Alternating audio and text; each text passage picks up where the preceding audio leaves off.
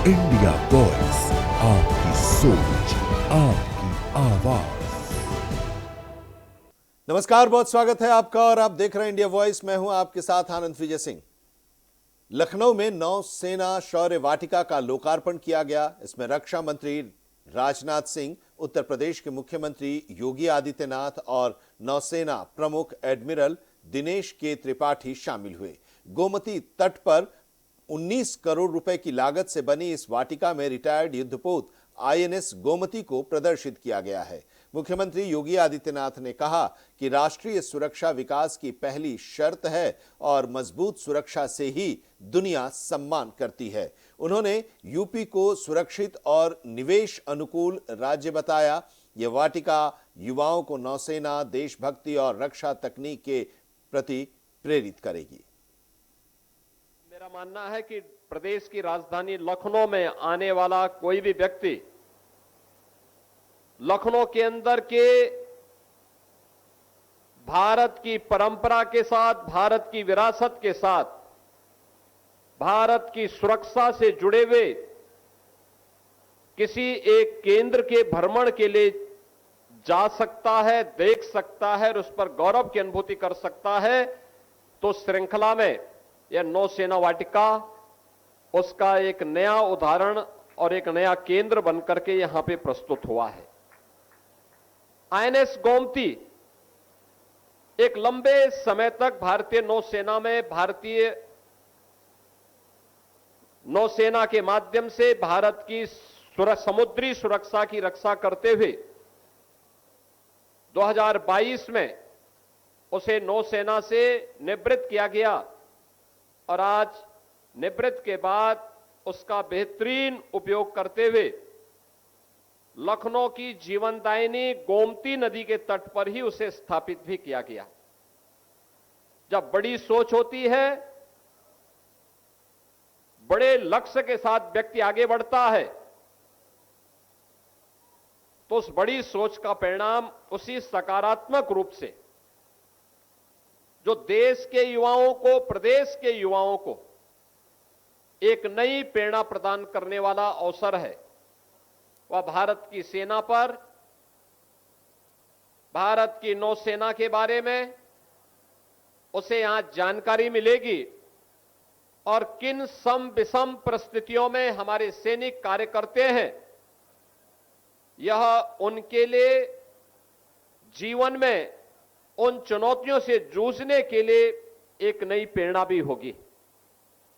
बहनों और भाइयों, हमारी नौसेना अपने उस लक्ष्य को लेकर के चलती है जो उस विराट सोच का प्रतीक है कि नभः स्पर्शम दीप्तम, -डिग्री टेम्परेचर में देश की सीमाओं की रक्षा करता है, या रेगिस्तान में झुलसती हुई इस गर्मी में भारत की सीमा की रक्षा करता है, या समुद्र की उन लहरों का मुकाबला करते हुए भारत की समुद्री सेना समुद्री सीमा की रक्षा करता है, तब 140 करोड़ भारतवासी चैन की नींद सोता है। जब चैन की नींद सोता है तो देश के विकास के बारे में उस प्रकार की सकारात्मक और सोच को आगे बढ़ाने में सफल होता है। देश आगे बढ़ता है। सुरक्षा के बेहतर माहौल में ही विकास की योजनाएं प्रभावी ढंग से आगे बढ़ सकती हैं। आप याद करिए, 2017 के पहले यही उत्तर प्रदेश था, रोज कर्फ्यू लगता था, पेशेवर माफिया और अपराधी प्रदेश की व्यवस्था में जीना हराम कर दिए थे। उस असुरक्षित वातावरण में निवेश की संभावना, विकास की संभावनाएं अपने आप ही क्षीण हो जाती हैं।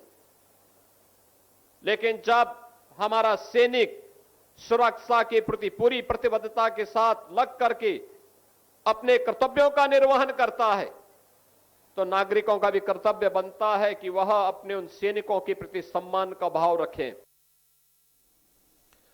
लखनऊ में नौसेना शौर्य वाटिका के लोकार्पण के मौके पर रक्षा मंत्री राजनाथ सिंह ने उत्तर प्रदेश के बदलते स्वरूप की सराहना की। उन्होंने कहा कि कभी प्रदेश की पहचान वन डिस्ट्रिक्ट वन माफिया जैसे व्यंग से जुड़ी थी, लेकिन आज ये वन डिस्ट्रिक्ट वन प्रोडक्ट और विकास का नया मॉडल बन चुका है। उन्होंने मुख्यमंत्री योगी आदित्यनाथ की कानून व्यवस्था सुधारने और निवेश का अनुकूल माहौल बनाने में भूमिका की प्रशंसा की।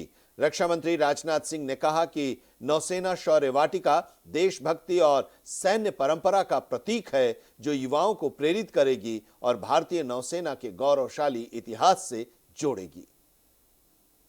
शौर्य वाटिका का उद्घाटित होना मैं समझता हूं केवल लखनऊ वासियों अथवा प्रदेश वासियों के लिए नहीं, बल्कि व्यक्तिगत रूप से हमारे लिए भी बहुत ही सम्मान और यह गौरव का क्षण है। साथियों, आने वाले समय में नौसेना शौर्य वाटिका लखनऊ के लिए एक प्रेरणा स्थल तो बनेगा ही, बल्कि एक टूरिस्ट हब के रूप में यह बनेगा और यह लखनऊ की पहचान बनेगा, यह मेरा पक्का विश्वास है। ये सारी चीजें मैं मानता हूं बढ़ते हुए उत्तर प्रदेश की तस्वीर हैं, जो हमारे मुख्यमंत्री योगी आदित्यनाथ जी के नेतृत्व में उत्तर प्रदेश आगे बढ़ रहा है। लखनऊ अब तहजीब और संस्कृति का शहर होने के साथ साथ राष्ट्रभक्ति और सैन्य गौरव का भी यह प्रतीक बन रहा है।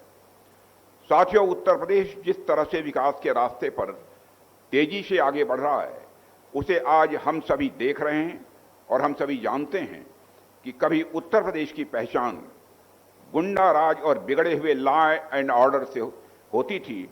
लोग भय से जीते थे, डर में अपनी जिंदगी गुजारते थे। इन्वेस्टर्स यानी भारत से यदि कोई निवेशक आकर यहां पर पूंजी निवेश करना चाहता है तो वह भी यहां आने से कतराता था कि उत्तर प्रदेश में लॉ एंड ऑर्डर की सिचुएशन बद से बदतर है, इसलिए वहां पर मैं निवेश करूंगा तो गुंडों के द्वारा, बदमाशों के द्वारा हमें परेशान किया जाएगा।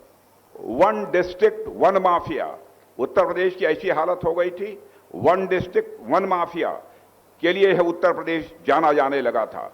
लेकिन प्रदेश आज वन डिस्ट्रिक्ट वन प्रोडक्ट के लिए जाना जा रहा है, यह सबसे बड़ी विशेषता है।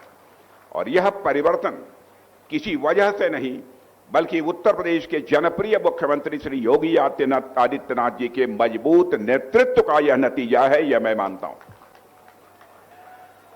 और उन्होंने जिस तरह से प्रदेश की कानून और व्यवस्था को संभाला है, मैं मानता हूं कि अपने में वह एक मिसाल है।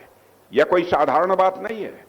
उत्तर प्रदेश जैसे बड़े राज्य की कानून और व्यवस्था को चुस्त दुरुस्त करना, और इस कानून और व्यवस्था के मोर्चे पर आपने जबरदस्त कामयाबी हासिल की है।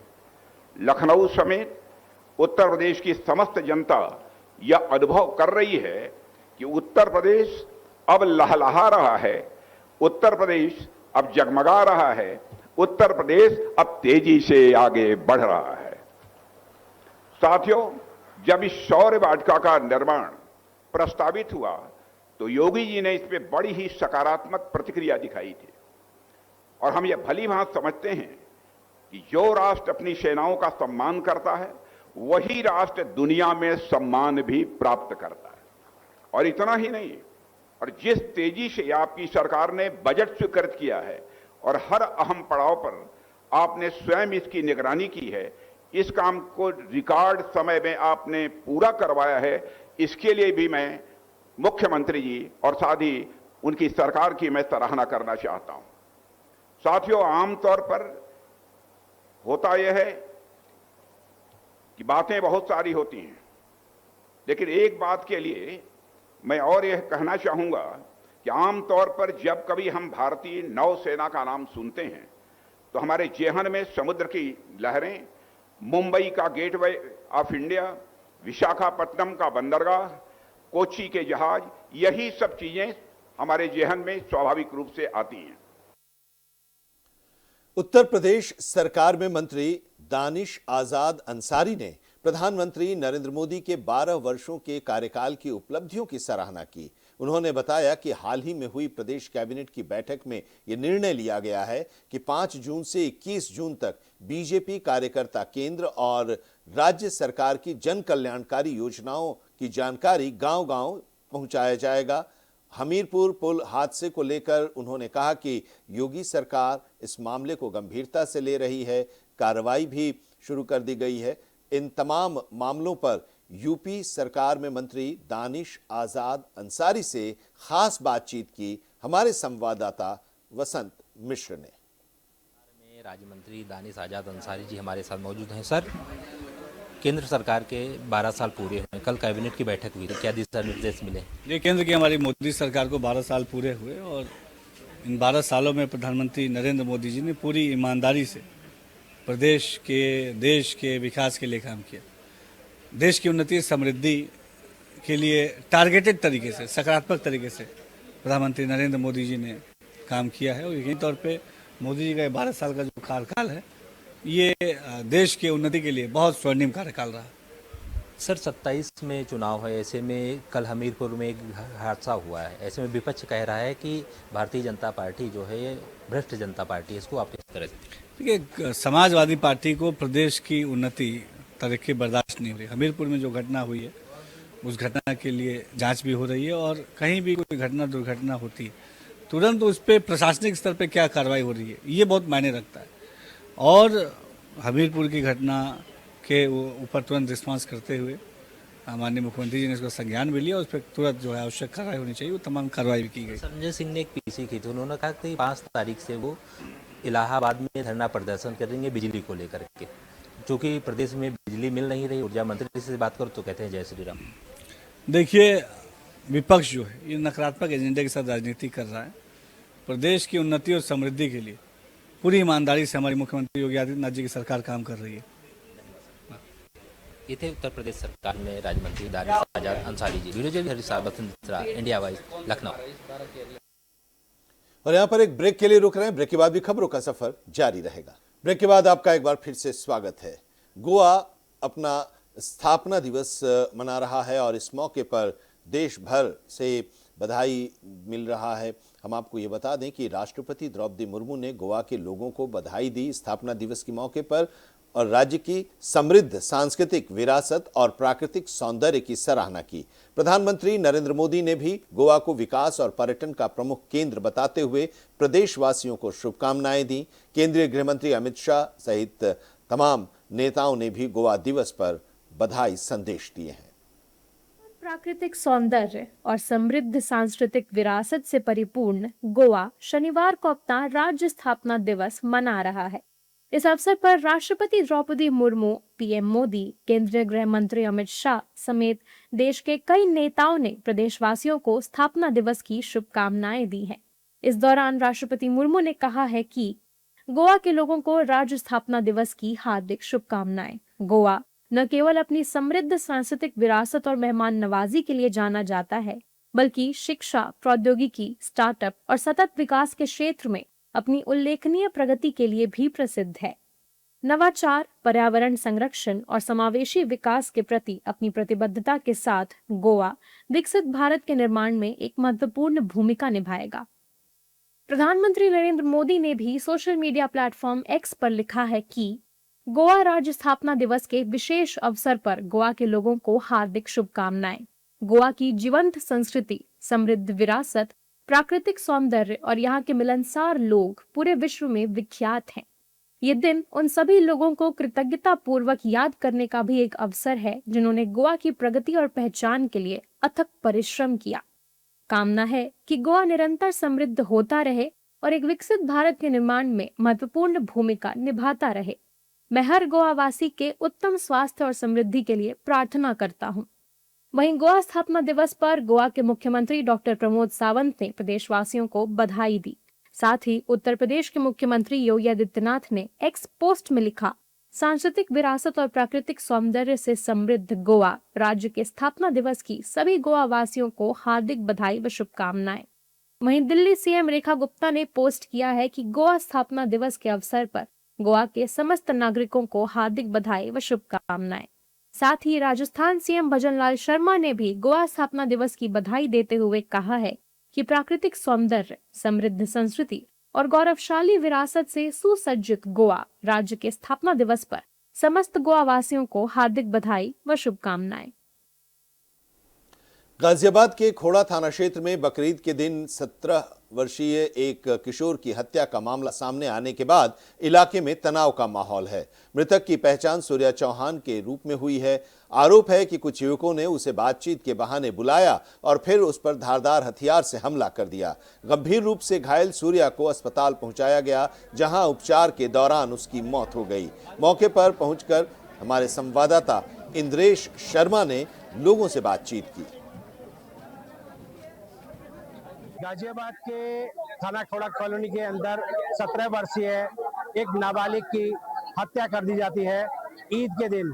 ये कहकर बुलाया जाता है कि आओ तुम्हें बकरा कैसे कटता है दिखाया जाता है। हमारे साथ यहाँ कुछ लोग हैं बात करने के लिए। क्या कुछ हुआ था इधर? क्या हुआ था एक्चुअल में ईद के दिन? मैं उनका रिलेटिव हूँ। आप सूर्य के मतलब एक मामा के रिश्ते से मैं बहनोई लगता हूँ सूर्या। तो मेरे पास जब कॉल किया गया है तो इनकी मतलब अब ये है कि जैसे गली में रहते हैं, एक गली दूसरी गली में, तो आपस में मतलब बोलचाल तो हो ही जाती कभी कभार। तो ये 2 बच्चे थे। कितने लोग थे ये 6 से 7 लोग बताए जा रहे हैं। मोमडन वर्ग के जो हैं वो 6 से 7 लोग बताए जा रहे हैं और ये 2 बच्चे थे मतलब जिन्हें बुलाया गया है। ईद के साथ कौन था? नहीं, सूर्या के साथ थे। सूर्या के साथ जो बताए जा रहे हैं उनके 2 दोस्त थे, आयुष और विक्की। क्या वो साथ थे? नहीं, आयुष और सूर्या, मुझे जहाँ तक मुझे पता है आयुष और सूर्या के बारे में पता है। हाँ, तो इन्हें बुलाया गया और वहाँ इन्होंने मतलब ईद के वो त्योहार का सेलिब्रेशन करने के लिए, और उसका तो आपको पता ही है सामने। अब जो ये आरोपी पकड़े गए हैं आज 5 गिरफ्तार बता रहे हैं, 3 का जो नाम दर्ज इनको गिरफ्तारी दिखाई गई है। इसके अलावा क्या प्रशासन से मांग रहेगी अब उनकी माता की? देखो, प्रशासन से उनकी माता की जो मांग है वो सबको पता है। शाम से अब तक मीडिया को हर किसी को पता है, देशवासी को हर किसी को पता है। फिलहाल मैं यही कहना चाहूंगा कि जैसे डेड बॉडी के लिए या जो भी है अंतिम संस्कार के लिए जिन चीजों में ये ध्यान ज्यादा लगा रही है जनता हमारी या हम भाई सब शांति बनाए हुए हैं, तो इनके पास समय कम है या मतलब जो भी है, लेकिन ये अपना काम करके दिखाएं। तो ये देखिए, मृतक के जो बहनोई थे जिन्होंने साफ तौर पे बताया कि अब उनकी मांग जो है मृतक के भाई को नौकरी मिलनी चाहिए। जिला प्रशासन यहाँ पहुंचे और अब लगातार दिखा रहे हैं हम आपको, ये सूर्य का पार्थिव शरीर जो है अब लाया गया है। अब थोड़ी ही देर में जो है आगे परिवार की क्या योजना होगी शाम तक जो है ये पता पड़ पाएगा। Indresh Sharma, India Voice, Ghaziabad. रांची में बीजेपी के प्रवक्ता प्रतुल शहदेव ने कई राजनीतिक और राष्ट्रीय मुद्दों पर अपनी प्रतिक्रिया दी। उन्होंने राज्यसभा चुनाव को लेकर जो चर्चाएं चल रही हैं उसके बारे में पार्टी का पक्ष रखते हुए संगठन की रणनीति पर विश्वास जताया। वहीं वंदे मातरम विवाद पर भी विपक्ष की आलोचना करते हुए कहा कि इस तरह के मुद्दों को अनावश्यक रूप से तूल दिया जा रहा है। मोर्चा को मूर्ख बनाती रही है। कहते थे कि इंडी गठबंधन का हिस्सा है और ये नेशनल स्तर पे है, लेकिन जब उसने अपने प्रभाव वाले क्षेत्रों में, बिहार के जो प्रभाव वाले क्षेत्र हैं, बंगाल के प्रभाव वाले क्षेत्र हैं और असम में जो टी ट्राइब्स हैं उनके बीच में अपने सीटों को मांगा जेएमएम ने, तो कांग्रेस ने खारिज कर दिया साहब। एक भी सीट नहीं दी। वहाँ जेएमएम अकेले चुनाव लड़ी और औंधे मुँह गिरी। तो वहाँ पर जब गठबंधन निभाने की बात होती है तो कांग्रेस ठेंगा दिखा देती है। अभी ये 1 सीट मांग रहे हैं। इनका तो भाई नैसर्गिक गठबंधन ये खुद को बताते हैं, तो फिर तेलंगाना के डिप्टी चीफ मिनिस्टर को मुख्यमंत्री के सामने आकर ये मांग रखने की क्या ज़रूरत थी? All is not well.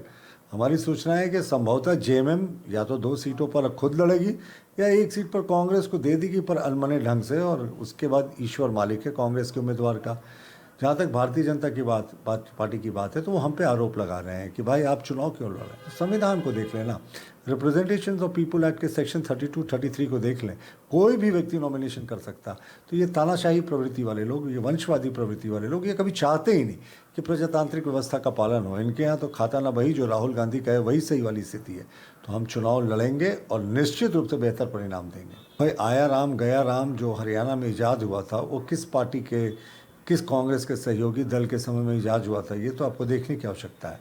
और मैं पहले भी कह चुका हूँ कि संविधान का अनुच्छेद 327 और जो रिप्रेजेंटेशंस ऑफ पीपल एक्ट 1951 बना, इसी अनुच्छेद के तहत में उसका सेक्शन 32 और 33 ये इजाज़त देता है कि कोई भी नॉमिनेशन कर सकता है, पर ये संविधान को खाली किताब को लेकर दुनिया भर में घूमने वाले लोग हैं, कभी पढ़ते नहीं हैं। राहुल गांधी ने अगर संविधान की उस पुस्तक को पढ़ा होता तो उनके पार्टी के नेता ऐसा बयान नहीं देते। रांची में कांग्रेस के कार्यकारी अध्यक्ष शहजादा अनवर ने राज्यसभा उम्मीदवार की चयन प्रक्रिया को लेकर पार्टी के भीतर चल रही चर्चा के बारे में बताया और कहा कि उम्मीदवार चयन में सभी स्तरों पर समन्वय और पारदर्शिता बेहद जरूरी है ताकि अंतिम समय में किसी भी तरह की असमंजस की स्थिति उत्पन्न न हो। उन्होंने स्वीकार किया कि पिछली नामांकन प्रक्रिया के दौरान कुछ समन्वय संबंधी चुनौतियां सामने आई थीं, जिनसे सीख लेते हुए अब अधिक व्यवस्थित और सुदृढ़ प्रक्रिया अपनाने की आवश्यकता है। दावेदारी की बात नहीं है। हमारे कार्यकर्ता, हमारे जो समर्थक अपनी भावनाओं से अवगत कराने के लिए आए थे। चूंकि ये 12th आवर है, उसके बाद में संभवतः प्रत्याशी का, ये हमारे प्रभारी महोदय का और जो ऑब्जर्वर हैं उनका फिर कब आना होगा इसकी पूर्ण जानकारी नहीं है। तो उसी संदर्भ में हमारे जो समर्थक कार्यकर्ता हैं, जल्दबाजी में कुछ लोग अगल बगल के जो है आकर के अपनी भावनाओं से अवगत करा रहे थे। और हमारी भावना बहुत स्पष्ट है, मेरा खुद का, कि 2020 में बहुत ही विनम्रता के साथ, शालीनता के साथ, गरिमा के साथ हमने कैंडिडेचर हमको जो दिया गया 18 घंटे पहले उसको स्वीकार किया। पार्टी ने मुझे सम्मान दिया, उसके लिए बहुत आभार और धन्यवाद है। लेकिन उस समय हार, पराजय सुनिश्चित थी। आज के दिन में अगर ईमानदारी के साथ में गठबंधन के सारे लोग अगर एकजुट रहते हैं तो निश्चित तौर पर जीत सुनिश्चित होगी। तो हम ऐसा महसूस करते हैं कि एक सामान्य कार्यकर्ता को जो संघर्ष करके आगे आया है, एक मौका निश्चित तौर पर मिलना चाहिए। और मेरा आत्मविश्वास ये है कि एक सांसद के तौर पर जो राज्यसभा में हम झारखंड राज्य के हितों की रक्षा भी कर सकते हैं और गरीबों, मजलूमों की आवाज, किसानों की आवाज, महिलाओं की आवाज, युवाओं की आवाज, जिस प्रकार से हमारे नेता आदरणीय राहुल गांधी जी सदन के अंदर में रखते हैं, उनके साथ हम लोग कंधे से कंधा मिलाकर के चलने का कुवत रखते हैं। हम लोग का कहना है, इससे पहले हम लोग के पास पर्याप्त आंकड़ा नहीं थी। कांग्रेस पार्टी ने अल्पसंख्यक को टिकट दिया राज्यसभा में 6 साल पहले, लेकिन हम लोग पास आंकड़ा नहीं रहने के बाद भी हम लोग चुनाव फेस किए और हम लोग जीत नहीं पाए, क्योंकि आंकड़ा नहीं था हम लोग के पास। 14 विधानसभा, 14 लोकसभा का चुनाव हुआ, यूपीए गठबंधन एक भी मुस्लिम को टिकट नहीं दिया, ठीक है। उसके बाद भी हम लोग सर्टिफाई रहे। आज सरकार झारखंड में हम लोग के पास पर्याप्त आंकड़ा है, हम लोग आज दोनों राज्यसभा के सीट जीत सकते हैं, हम लोग जीतने के कगार में हैं। और इसी के साथ इस बुलेटिन में अभी इतना ही, लेकिन देश और दुनिया की तमाम अहम खबरों के लिए आप जुड़े रहिए इंडिया वॉइस के साथ।